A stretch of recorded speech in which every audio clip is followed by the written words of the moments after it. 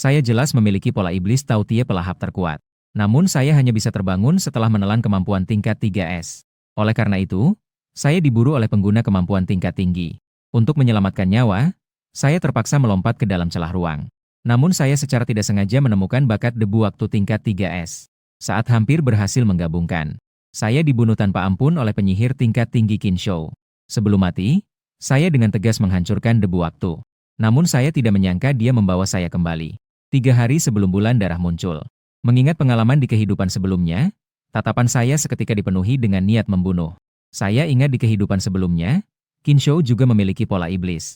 Dan kemampuan yang dimilikinya adalah penguasa ruang tingkat 3S. Sekarang belum sampai akhir zaman. Namun pola iblis sudah muncul saat ini. Jika saya menelan pola iblis Kinshou, bukankah saya bisa terbangun kemampuan sebelum akhir zaman? Di tengah malam, Kinshou mengemudikan mobil mewahnya keluar dari pedesaan. Saat dia berjalan di tengah jalan, ban sepertinya terkena sesuatu. Kinshou turun dan mengutuk, siapa yang tidak punya hati, menaruh paku sebesar ini di jalan. Saat dia mengeluarkan ponselnya untuk menelepon, dia merasa tubuhnya lemas. Segera setelah itu, dia kehilangan kesadaran. Sementara itu, di sebuah gudang terbengkalai yang jauh dari keramaian, aku melihat Kinshou terkulai di kursi.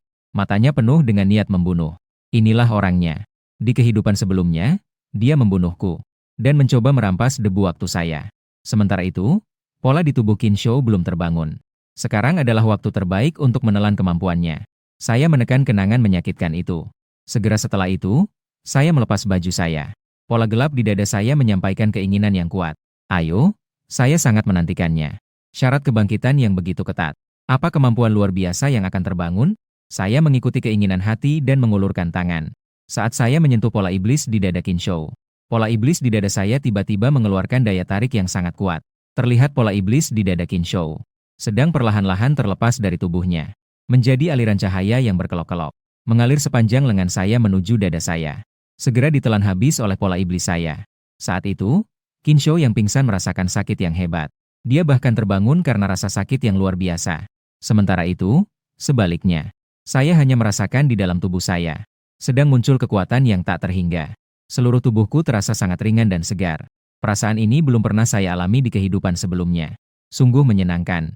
Sudut bibir saya terangkat membentuk senyuman. Kemudian saya melihat sekeliling. Ketika penguasa ruang ditelan, ternyata tanpa sadar menunjukkan sebagian kemampuan. Terlihat sebagian ruang di dalam gudang sedang mengalami distorsi. Dan juga muncul celah ruang. Namun kemudian, pola iblis Tautie menunjukkan kekuatan penekan yang lebih dahsyat. Terus memancarkan warna hitam yang berkilau ke sekeliling. Yang lebih menakutkan adalah, di kedua sisi warna berkilau ini, seolah-olah dihiasi dengan gigi tajam. Bahkan bisa memasuki tempat ruang yang terdistorsi. Terus menggerogoti. Dan saat ini saya melihat pola iblis di dada saya. Saat ini pola iblis menjadi lebih konkret. Setiap detailnya tampak hidup. Seolah-olah telah mendapatkan kehidupan. Jika sebelumnya adalah air mati, maka sekarang adalah anjing iblis yang gelap. Hanya saja, kemampuan saya ini tingkatnya berapa? Saya sedikit bingung. Kekuatan super peringkat S. Kemampuan dari D hingga SSS. Saat terbangun, masing-masing akan memancarkan warna putih, biru, hijau, ungu, merah, dan emas. Namun saat saya terbangun, selalu berwarna hitam. Ini tidak pernah terjadi di kehidupan sebelumnya. Saat itu, pikiranku seolah-olah masuk ke tempat yang samar. Terlihat di tengah berdiri sebuah pintu besar yang menghubungkan langit dan bumi. Auranya begitu dahsyat, ingin menelan segala sesuatu. Saat itu, pola iblis mengirimkan beberapa informasi kepadaku. Tautie, salah satu dari 4 binatang buas kuno, dengan wajah manusia dan gigi harimau, sangat rakus dan serakah. Ciri terbesarnya adalah mulut besar itu. Segala sesuatu dapat ditelannya. Bahkan tubuhnya sendiri pun tidak dilewatkan. Segera aku membuka mata dan melancarkan pukulan dengan keras. Bayangan pukulanku jatuh ke plat baja setebal beberapa sentimeter di depanku. Dalam sekejap, sebuah lubang besar terkorosi. Ini baru tingkat 1. Penyihir biasa paling banyak hanya bisa menembus batu. Sedangkan aku sudah bisa memecahkan plat baja. Dan jika dilihat dengan seksama, plat baja itu terus-menerus terkorosi ke bawah. Ini berarti bahkan musuh yang memiliki kemampuan penyembuhan juga akan terus menerima kerusakan. Aku mulai tertawa. Meskipun efeknya sudah sangat baik. Tapi tidak hanya itu, aku hanya melihat pikiranku bergerak sedikit. Jejak hitam di plat baja itu ternyata bergerak ke atas. Benar sekali. Selama masih ada sisa kemampuanku di tubuh musuh, aku bisa mengendalikan tempat yang ingin diserang oleh invasi. Kecuali jika musuh memotong bagian itu sepenuhnya. Kemudian aku berjalan ke depan cermin besar. Kulihat seluruh tubuhku tertutup oleh lapisan cahaya hitam. Seluruh tubuhku seolah menjadi sebuah bayangan. Bayangan yang bisa menyerap cahaya seolah berasal dari jurang. Hanya sayang kemampuan penguasa ruang tingkat SSS. Menjadi makanan untuk kebangkitanku. Andai saja bisa digunakan untuk diriku. Saat aku merasa sayang, tiba-tiba aku melihat di cermin. Ada cahaya berwarna di dadaku. Di sekitar pola iblis itu terdapat 10 celah ruang berbentuk lingkaran. Salah satunya terlihat seperti sebuah permata berwarna. Tiba-tiba aku menyadari ini adalah penguasa ruang. Tautie pola iblis membantunya bangkit, tetapi tidak membuatnya menghilang, melainkan menjadi bagian dari dirinya. Dengan kata lain, sekarang saya setara dengan memiliki dua kemampuan. Sementara Qin Shou perlahan-lahan bangun. Ini tempat apa? Qin Shou hanya merasakan tubuhnya kosong. Berjuang untuk membuka matanya. Segera dia melihat. Di depannya berdiri sosok hitam yang menakutkan. Tersenyum lebar seolah sangat senang padanya. Bagus sekali, kamu belum mati. Qin Shou berteriak ketakutan. Ingin bangkit dan melarikan diri. Tetapi menemukan dirinya tidak bisa bergerak. Saat Qin Shou belum selesai berbicara, mulutnya sudah disegel. Dan saya sudah menarik kembali kemampuan Tautie. Mengembalikan penampilan aslinya. Melihat Qin Shou yang berjuang dengan gila.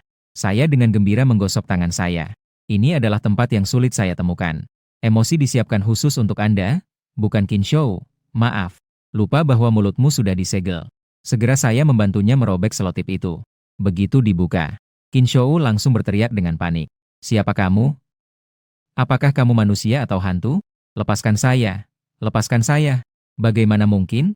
Ini adalah pertama kalinya saya secara langsung menyerap pikiran orang lain. Saya tidak tahu apakah ini akan menyebabkan kematian Qin Shou. Tapi sekarang, karena dia masih hidup, itu sangat menggembirakan. Wajah Qin Shou mulai berubah menjadi pucat. Saya tidak memiliki permusuhan denganmu. Tolong, lepaskan saya. Saya tidak ingin mati. Asalkan kamu melepaskan saya. Saya bisa menjamin kamu akan memiliki uang yang tak ada habisnya. Tanpa menunggu dia selesai berbicara, saya menusukkan pisau dengan keras ke arah Qin Shou. Setelah itu, saya memeriksa napas dan detak jantungnya. Saya memastikan Qin Shou benar-benar mati sebelum saya berhenti. Saatnya untuk mengakhiri ini. Saya meletakkan tangan saya di atas kepala Qin Shou. Cairan gelap terus mengalir keluar. Setelah beberapa waktu, tubuh Qin Shou yang terhubung dengan kursi larut sepenuhnya.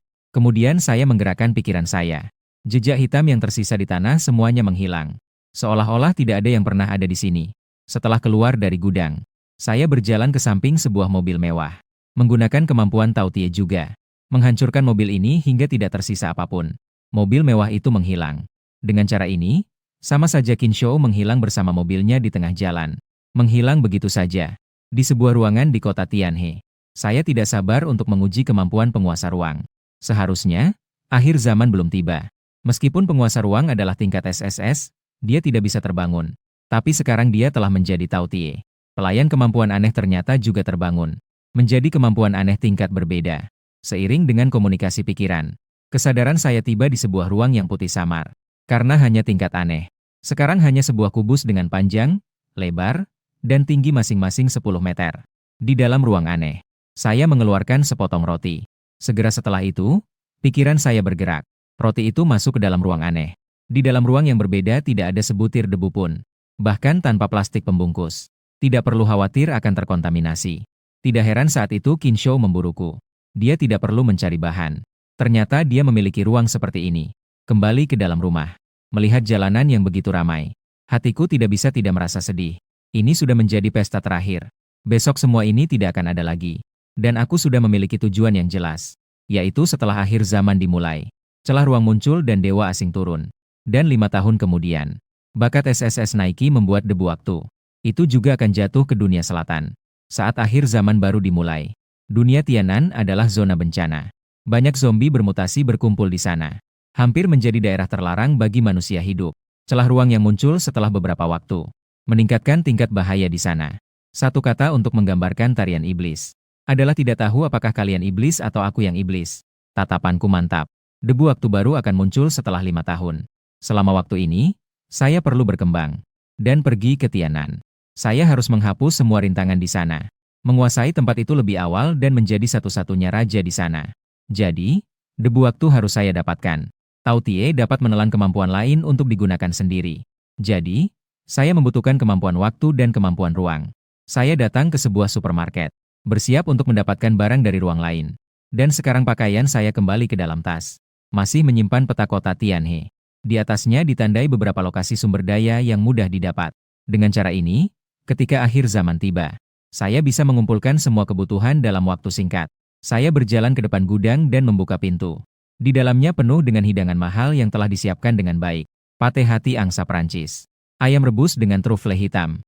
Daging kerang yang lembut ditutupi dengan lapisan kuning kepiting. Tentu saja ada juga makanan rumahan yang lezat. Saya melihat sekeliling. Saya sengaja memilih di pinggiran kota. Sekarang tidak ada orang lain di dekat sini. Tidak ada yang tahu bahwa saya memiliki kemampuan ruang. Masuk dan simpan barang-barang ke dalam ruang. Keluar dan mengunci pintu gudang dengan erat. Dengan cara ini, meskipun ada yang mengincar barang-barang di sini, mereka harus menunggu cukup lama setelah akhir zaman untuk bisa masuk. Sepertinya sesuai dengan perkiraan saya. Semua barang sudah diambil dan ruang hampir penuh. Ini semua sesuai dengan perhitungan saya. Tidak perlu ribuan salinan. Ini sudah cukup. Selanjutnya adalah kembali ke lokasi pertama yang direncanakan. Mengatasi zombie dan mengambil inti kristal. Meningkatkan tautie dan kemampuan ruang saya. Pada saat itu, ruang alternatif akan lebih besar.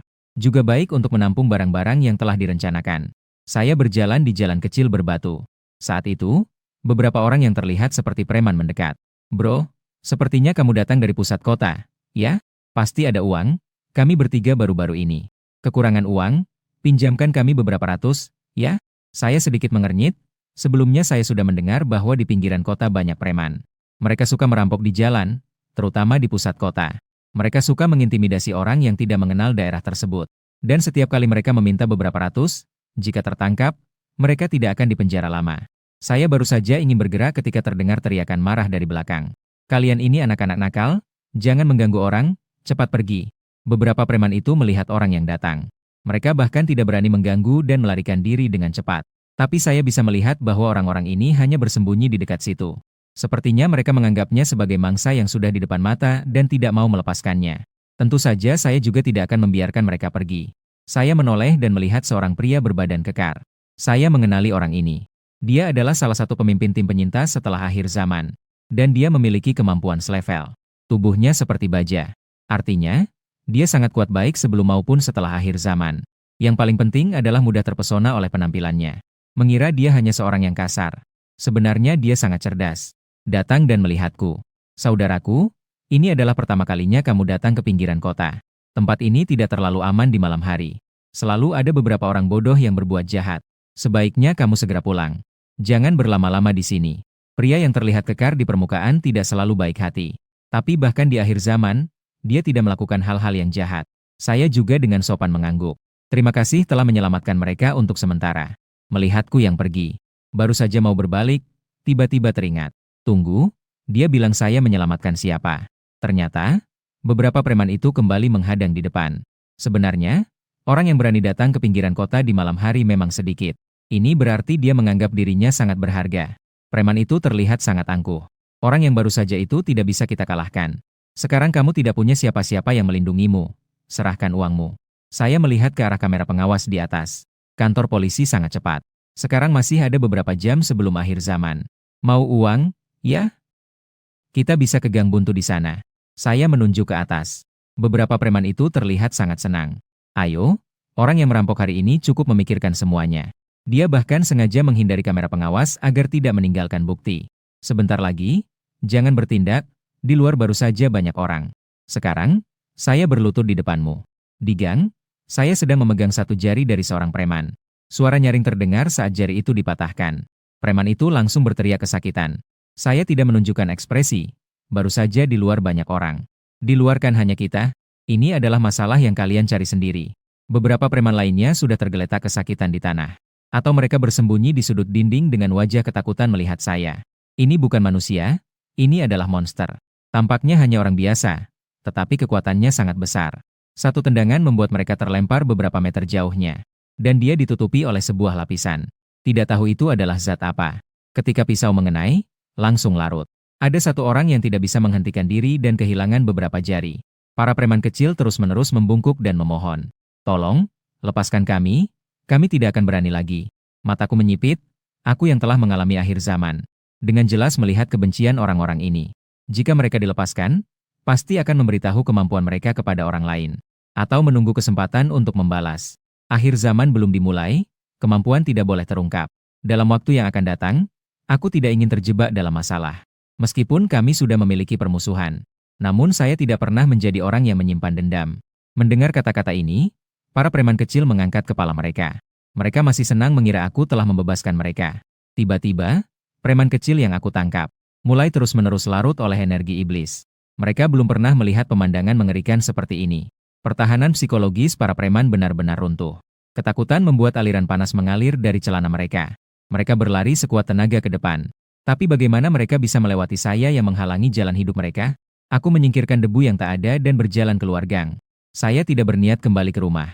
Tentu saja, saya juga tidak berniat membangun tempat aman. Zombie berevolusi dan dewa asing muncul. Bahkan tempat perlindungan terbaik pun tidak dapat menahan serangan. Saat itu, mereka akan muncul. Zombie berevolusi. Semuanya, lihat, ada kaleng di sini. Hanya dengan kekuatan yang kuat kita bisa bertahan hidup. Saya kembali ke pusat kota dan tiba di atap sebuah gedung. Di sebelah kiri sini ada jalur udara yang menghubungkan dengan supermarket. Di sebelah kanan juga ada jalur yang bisa dimasuki. Pusat perbelanjaan yang menjual berbagai barang. Ini adalah tempat yang sudah saya pilih sebelumnya. Pukul 10 malam, seseorang menelepon saya. Saya melihat informasi panggilan masuk. Yang menelepon adalah Zhang Wei, teman sekelas saya di universitas. Hubungan kami baik-baik saja. Sebelumnya kami juga magang di perusahaan yang sama. Hanya saja setelah reinkarnasi, semua pikiranku tertuju pada balas dendam. Saya tidak memikirkan orang lain. Ketika telepon tersambung, terdengar suara lelah Zhang Wei di sisi lain. Halo, apakah ini Susi pria lurus? Zinan Su adalah julukan saya saat di universitas. Sekarang saya merasa cukup baik. Saya bercanda. Ah Wei mencariku larut malam. Pasti ada urusan. Zhang Wei mungkin seperti biasa. Setelah pulang kerja, kita pergi makan malam. Lagi pula besok adalah akhir pekan.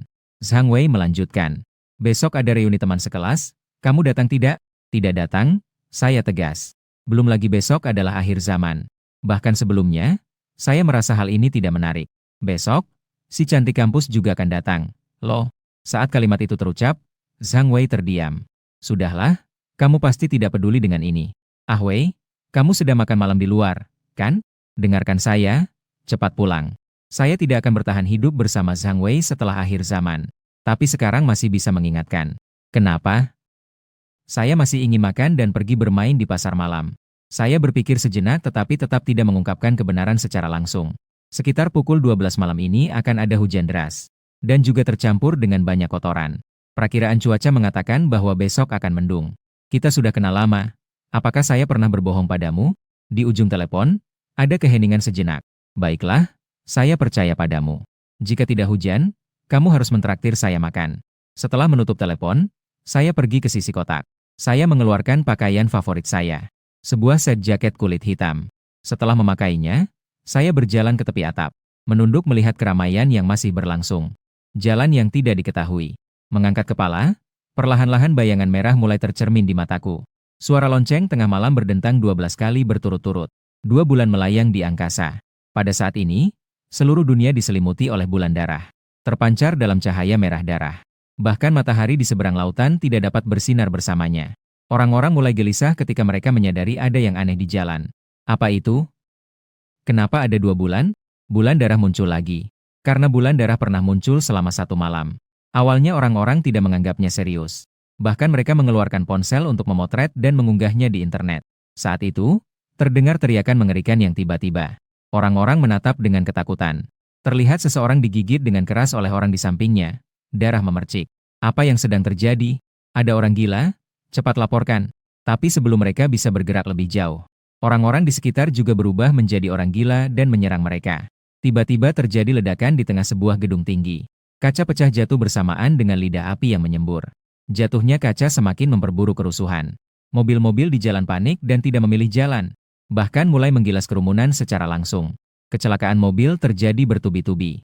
Mengguling-guling di udara beberapa kali. Pintu mobil terlempar keluar.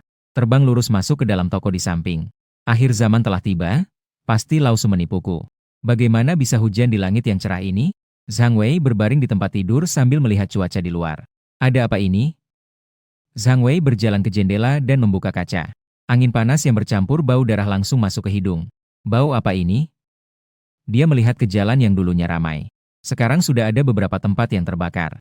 Orang-orang mengungsi kemana-mana. Semuanya berantakan. Dan ada bulan darah itu. Aku pergi, ini adalah akhir dunia. Zhang Wei terkejut. Lao Su bilang malam ini akan ada hujan deras. Tapi ini jelas adalah angin berdarah dan hujan darah. Oh ya, aku harus menelepon Lao Su. Segera ingatkan dia. Lagi pula, dia adalah salah satu dari sedikit orang yang aku kenal di kota yang sama. Zhang Wei baru saja berbalik, tetapi merasakan sedikit dingin di kepalanya. Hujan mulai turun, dia mengulurkan tangan dan merasakan darah. Zhang Wei mengangkat kepala dan melihat di bawah warna merah darah. Sebuah wajah yang terdistorsi dan berdarah sedang menatapnya. Zombie melompat ke bawah dan Zhang Wei menundukkan kepalanya. Zombie jatuh langsung ke lantai bawah. Zhang Wei terkejut melihat tangannya penuh darah. Dia terengah-engah dengan napas berat. Apa itu? Zombie? Sial, pintunya tidak tertutup. Zhang Wei berlari ke depan pintu dan sudah ada satu zombie yang menyodorkan kepalanya. Dia berusaha keras menahan pintu dan menjepit kepala zombie. Pintu besar terus dipukul. Zhang Wei berkeringat deras. Sudah selesai. Lao Su, aku tidak bisa menyelamatkanmu. Aku bahkan tidak bisa menyelamatkan diriku sendiri. Hanya satu zombie saja sudah mengancam nyawaku. Satu zombie melompat ke arahku. Aku mengangkat kaki dan menendang zombie itu hingga terbang. Zombie itu menghantam dinding. Zombie itu baru saja ingin bangkit. Tanganku dilapisi dengan energi sihir yang berubah menjadi bilah. Sekali tebas, kepala zombie itu terputus. Dalam 2 detik, aku menghitung waktu yang dibutuhkan untuk mengalahkan satu zombie. Waktu yang dihabiskan untuk zombie. Saya sudah mengatasi beberapa zombie. Penggunaan kemampuan semakin mahir. Mengulurkan tangan yang dilapisi energi sihir tanpa henti. Melarutkan dan menyelidiki ke dalam kepala zombie yang terputus. Mengambil sebuah inti kristal. Yang kelima, tunggu sampai mendapatkan 10 sebelum mencari tempat yang tenang untuk menyerap. Saya tidak menggunakan armor sihir untuk menutupi seluruh tubuh. Meskipun ini adalah pertahanan yang sangat baik. Namun, keterampilan ini cukup menguras. Berdasarkan prinsip kehati-hatian, saya selalu menyisakan jalan keluar untuk diri sendiri. Berusaha untuk tidak terjebak dalam keadaan kehabisan kekuatan. Pengalaman bertarung dari kehidupan sebelumnya dan energi sihir sudah cukup. Saya melihat ke lantai ini. Sebagai gedung tinggi di pusat kota. Lampu di koridor menyala sepanjang malam. Zombie di lorong sudah dibersihkan. Namun, di dalam ruangan di kedua sisi masih terus ada. Terdengar jeritan dan raungan. Saya berjalan ke depan pintu kamar yang paling jauh dan mendengarkan dengan seksama. Kebangkitan kemampuan khusus juga meningkatkan indera saya. Energi magis menyebar di tangan saya, menghancurkan bagian dalam dari lubang kunci, dan terus mendorong ke dalam sesuai dengan kehendak saya. Pintu kamar terbuka dan saya masuk. Saya masuk ke dalam ruangan dan menyalakan lampu. Yang pertama kali terlihat adalah ruang tamu. Ruang tamu yang tidak terduga ternyata cukup bersih. Tidak ada perabotan yang pecah dan tidak ada bercak darah. Namun, dari dalam kamar tidur terus terdengar raungan zombie. Sampai di depan pintu kamar tidur, saya baru saja akan melakukan hal yang sama. Menghancurkan kunci pintu tetapi terdiam di tempat. Tunggu sebentar. Kenapa ada 4 suara di dalam kamar tidur? 4 zombie sepertinya harus ditangani dengan hati-hati. Menyimpan imajinasi, saya bersiap-siap dengan serius. Bagaimanapun juga, yang saya hadapi sekarang adalah 4 zombie. Saya menutupi seluruh tubuh saya dengan baju zirah magis. Untuk mengurangi konsumsi, bersiaplah untuk menyelesaikan dengan cepat. Dengan tiba-tiba, aku mendorong pintu. Setelah mengatasi beberapa zombie ini, akhirnya aku mengambil 4 inti kristal. Tinggal satu lagi yang kurang. Selain kamar tidur, tempat lain cukup bersih. Kalau tidak, setelah mengambil yang terakhir, aku akan menyerapnya di sini. Melihat bola yang tersisa di tanah, aku menarik sudut bibirku. Coba katakan, kalian sedang bermain bola ya? Tangan mengeluarkan energi magis yang terus-menerus mengkorosi bola itu. Tidak melihat, tidak merasa terganggu. Bahkan jika pintu ditutup, masih terasa sedikit mengganggu. Lebih baik kita larut bersama saja. Lihat betapa cantiknya aku, kalian penuh perasaan. Mengantarkan kalian menuju alam baka. Aku keluar dari kamar tidur, dia harus mencuci matanya. Lantai kedua dari atas gedung tinggi. Jangan masuk ya. Seorang wanita dengan riasan tebal berteriak di dalam ruangan. Di depannya ada pintu yang terbuka sebagian. Dari celah pintu, beberapa lengan zombie menjulur keluar. Di sana terus bergetar. Beberapa pria berjuang keras menahan pintu agar zombie tidak masuk. Pintu besar berderit saat didorong dan ditarik, hampir tidak bisa bertahan. Wanita itu masih berteriak ketakutan. Seorang pria akhirnya tidak bisa menahan diri. Jangan berteriak lagi, jika tidak akan menarik lebih banyak zombie. Apakah kamu ingin mati? Cepat datang dan tahan pintunya, jangan hanya berdiri di sana. Wanita itu adalah seorang bintang yang cukup terkenal. Beberapa pria ini adalah asisten dan pengawalnya. Awalnya berniat untuk berbicara dengan seseorang di gedung ini, tentang sebuah kesepakatan dengan seorang klien. Siapa sangka mereka terjebak di sini. Mendengar pengawal memarahi wanita itu, emosinya langsung memuncak. Bagaimana kamu bisa berbicara padaku seperti itu? Kamu hanyalah pengawalku yang dipekerjakan, berani-beraninya melawan atasan. Wanita itu sudah egois sejak kecil. Setelah menjadi bintang, dia semakin dipuja-puja. Di mana dia pernah dimarahi oleh orang lain, meskipun krisis zombie telah meledak. Dia masih naif berpikir bahwa itu akan segera berlalu. Setelah diselamatkan, dia masih merasa lebih unggul. Sudah saatnya seperti ini, masih mempamerkan kekuatan. Pria itu marah besar. Dalam situasi hidup dan mati, siapa yang masih memanjakanmu? Tapi terpaksa dibatasi oleh zombie. Jika tidak, dia akan langsung menyerang wanita itu. Pintu akhirnya tidak bisa bertahan dan retak. Lengan zombie langsung mencakar seseorang. Wanita itu langsung panik melihat situasi itu. Segera lempar orang yang terluka itu keluar. Dia juga akan segera terinfeksi menjadi zombie. Dengan teriakan yang mengerikan, kekuatan menahan pintu semakin melemah. Orang-orang digigit dan dicakar. Dengan suara keras, beberapa zombie menerobos masuk. Mereka menggigit para pria itu dengan ganas. Sementara itu, wanita itu mengambil kesempatan saat zombie dan para pengawal bertarung. Langsung melangkah melewati. Melihat diri sendiri ditinggalkan tanpa belas kasihan. Para pengawal merasa tidak rela tetapi diserang oleh zombie. Yang menggigit tubuhnya, tidak berdaya melawan. Hanya bisa perlahan-lahan melangkah menuju kematian. Itu bukan urusanku, itu bukan urusanku. Wanita itu berlari sambil menghibur diri sendiri. Bukan aku yang membunuhmu. Itu adalah zombie yang menggigit kalian sampai mati. Aku hanya berteriak dan menarik perhatian mereka. Kalian ditangkap tidak masalah, yang penting aku masih hidup. Wanita itu ingin berlari ke bawah. Tapi berhenti saat berbelok di sudut tangga. Di koridor satu lantai di bawah. Saat ini ada beberapa zombie yang berkeliaran. Melihat ke arah pengawal, zombie juga hampir menggigit.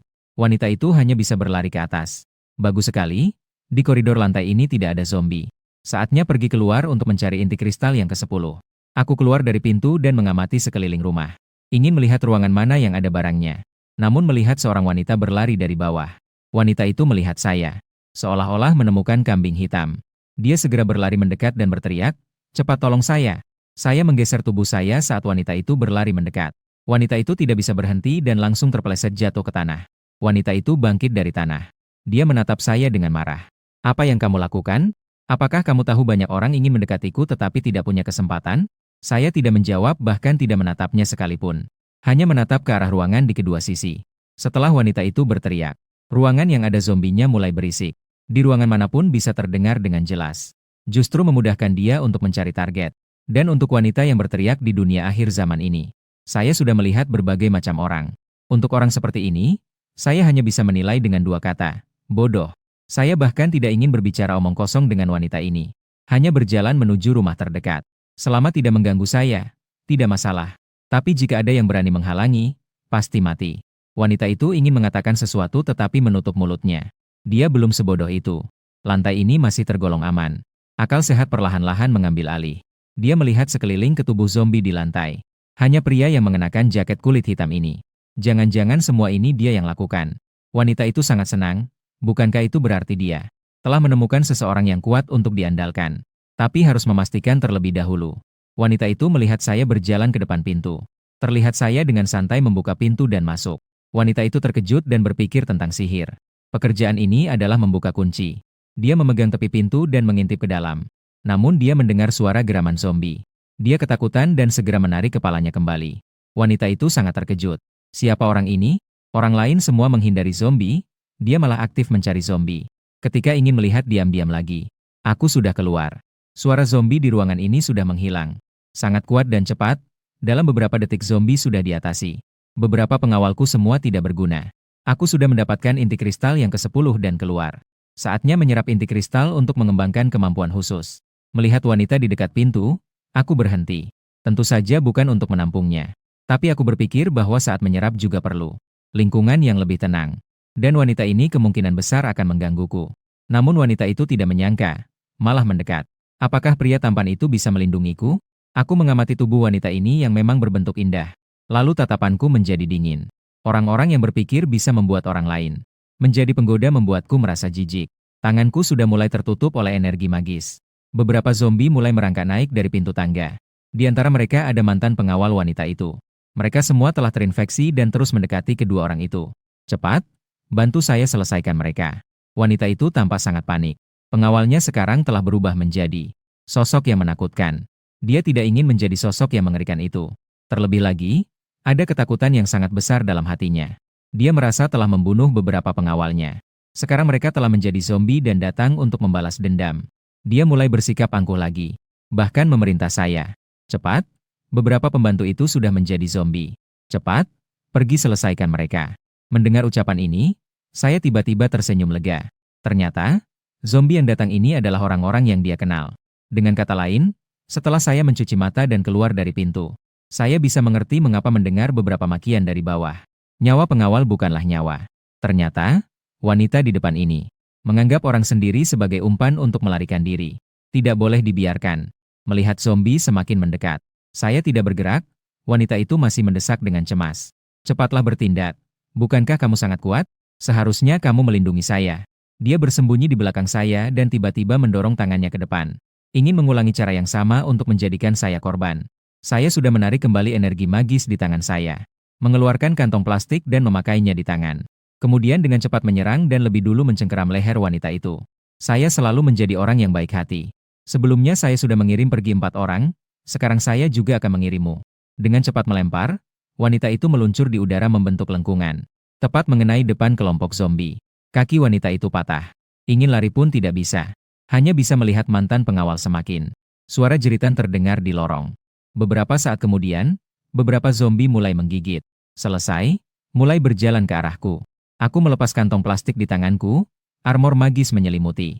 5 jari bersatu, mengubah telapak tangan menjadi pisau. Seperti bayangan maut, perlahan maju. Setiap beberapa langkah, akan ada satu tubuh zombie tanpa kepala jatuh. Beberapa saat kemudian, aku memegang satu inti kristal yang baru didapat. Inti kristal kembali ke ruangan awal. Tidak ada yang tertinggal di tempat itu. Tutup pintu rumah dan pintu kamar dengan baik. Dan menumpuk beberapa barang berat di belakang pintu. Saya duduk di sofa di ruang tamu. Mengeluarkan semua inti kristal yang didapat. Karena aku memiliki 2 kemampuan khusus. Jadi, untuk berjaga-jaga, aku keluar lagi untuk mencari beberapa. Totalnya lebih dari 20. Seharusnya cukup untukku naik ke tingkat 2. Aku menggosok-gosok tanganku. Biasanya setelah naik tingkat kemampuan khusus akan mendapatkan kemampuan baru. Segera aku akan menjadi pengguna kemampuan khusus tingkat 2, tidak tahu. Kemampuan seperti apa yang akan muncul? Dan kedua kemampuanku minimal adalah tingkat SSS. Energi magis mulai perlahan berputar di tanganku. Meskipun ini adalah 2 jenis kemampuan khusus, saya sudah terbiasa menggunakan kemampuan Tao Tie. Mengambil sebuah inti kristal dan mulai menyerap. Sebuah energi murni mulai mengalir dari telapak tangan ke tubuh. Inti kristal juga terus menyusut. Akhirnya menghilang. Saya merasakan perubahan di dalam tubuh dengan seksama. Energi itu berputar kembali ke dada. Lalu ditelan oleh pola sihir Tao Tie. Sementara itu, dia merasakan tubuhnya menjadi lebih kuat. Hingga inti ke-10 di dada yang mewakili penguasa ruang. Bentuk bulat itu kembali memancarkan cahaya berwarna. Kemampuan ruang mulai naik tingkat. Tidak berhenti menyerap karena pola sihir Tao Tie belum berevolusi. Pola Tao Tie yang ke-20 sekali lagi membuka mulutnya, dan zira iblis secara otomatis melekat pada tubuh. Dan menghasilkan banyak aliran berwarna hitam. Aliran itu terus melambai di udara. Saat ini, saya seperti dipenuhi oleh tentakel. Seolah-olah merangkak keluar dari jurang hitam. Kenaikan tingkat akhirnya selesai. Sekarang hanya tinggal beberapa jam sebelum kiamat meletus. Tapi saya sudah menjadi pengguna kemampuan khusus tingkat 2. Tentakel armor sihir menghilang, tetapi pola sihir Tao Tie masih ada. Itu menyampaikan keinginannya kepada saya. Sangat lapar. Menenangkan pikiran, kesadaran saya kembali ke tempat yang kelabu itu. Berkomunikasi dengan mulut raksasa yang menghubungkan langit dan bumi. Saya sudah mengerti segalanya. Mulut raksasa Tao Tie tidak pilih-pilih. Berapa banyak yang datang, ia akan makan. Tetapi energi yang semakin murni semakin baik. Artinya, semakin kuat lawan, semakin bersemangat ia. Sepertinya saya harus pergi berburu untuk menyelesaikan mereka yang bermutasi. Zombie atau monster yang telah berevolusi. Sekarang Tao Tie sudah mencapai tingkat 2. Ia bisa lagi menyerap kemampuan khusus tingkat SSS untuk saya. Tetapi jika saya bisa mendapatkan satu inti kristal tingkat 2 lagi, Tao Tie akan naik ke tingkat 3. Dan kemampuannya akan meningkat lebih jauh dan mendapatkan keterampilan baru. Yang lebih penting, ia bisa sekali lagi menyerap satu lagi. Kemampuan khusus tingkat SS digunakan untuk diri sendiri. Setiap kali naik tingkat, apakah Tao Tie bisa menyerap kemampuan khusus baru? Saat itu, jangan khawatir, debu waktu tidak akan bisa saya dapatkan. Namun, sebagai penguasa ruang dengan kemampuan khusus tingkat SS, tidak ada banyak tuntutan, saya sudah memiliki kemampuan baru. Keluar dari pintu dan berdiri di koridor sambil menatap ke depan. Terlihat saya tidak melakukan gerakan sedikit pun. Tidak ada suara yang keluar. Lalu tiba-tiba menghilang dari tempat itu. Kemudian muncul secara tiba-tiba di luar. Inilah penguasa ruang selain penyimpanan. Kemampuan kedua yaitu teleportasi. Dengan demikian, meskipun lawan adalah serangan jarak jauh, saya juga tidak terlalu khawatir. Belum lagi apakah lawan bisa menembus pertahanan. Meskipun ada cara yang kuat, saya juga bisa menghindar dengan cepat. Meskipun terlihat pendek. Namun dalam pertarungan, setiap sentimeter bisa menentukan kemenangan atau kekalahan. Ditambah dengan energi magis yang sangat korosif, bahkan bisa menyelesaikan dengan cepat. Dan di masa depan, keterampilan ini akan terus menjadi lebih kuat. Saya mencoba untuk meletakkan rintangan di tengah jalan. Saat menggunakan teleportasi, saya juga muncul di luar, sepenuhnya mengabaikan rintangan. Keterampilan ini tidak memiliki waktu cooldown. Namun, konsumsi energinya cukup besar. Dalam situasi di mana tujuan tidak pasti dan tidak perlu, sebaiknya tidak digunakan, agar tidak menghabiskan kemampuan terlalu cepat. Ini bisa dianggap sebagai teleportasi dengan frame tak terkalahkan. Dan jarak teleportasi ini dapat dikendalikan dalam jangkauan 10 meter.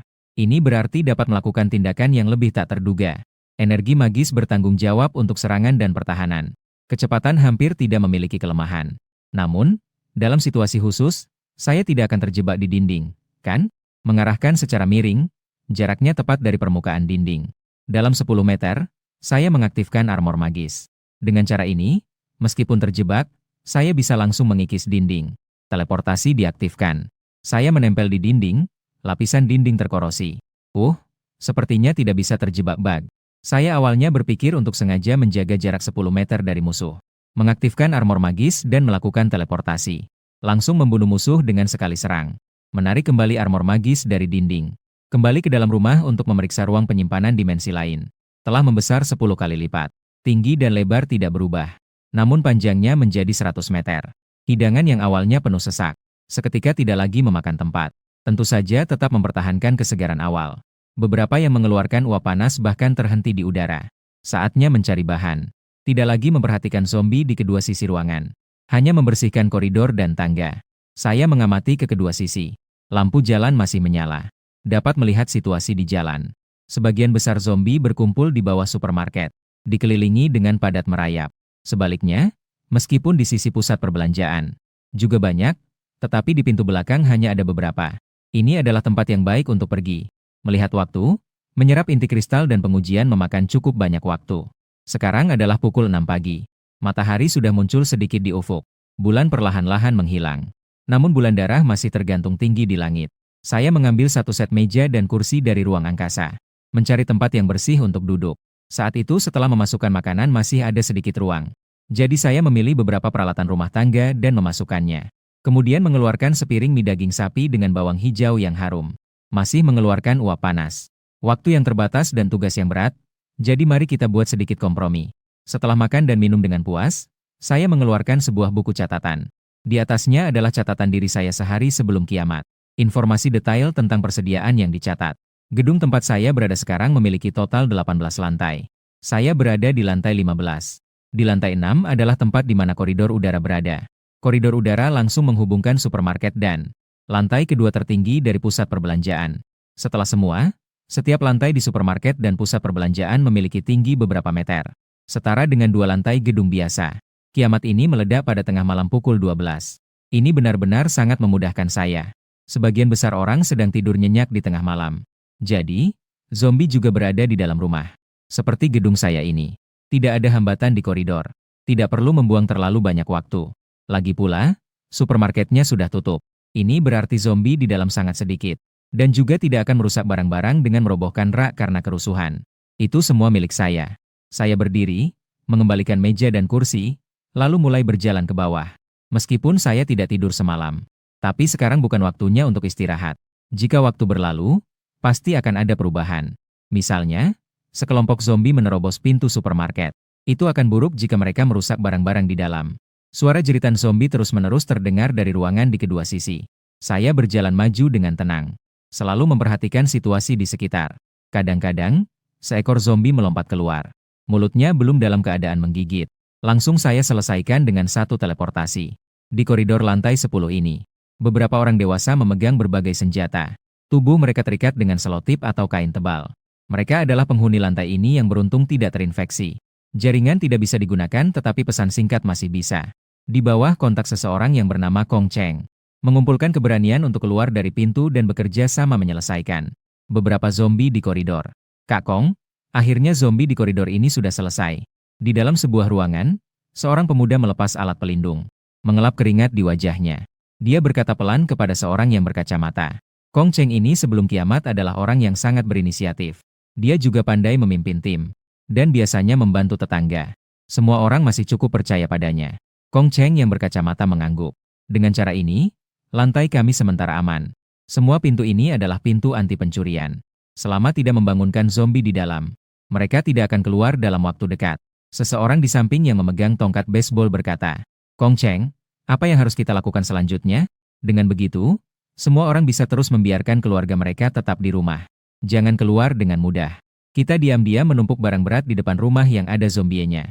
Kemudian kita pergi ke supermarket di sebelah untuk mengambil persediaan.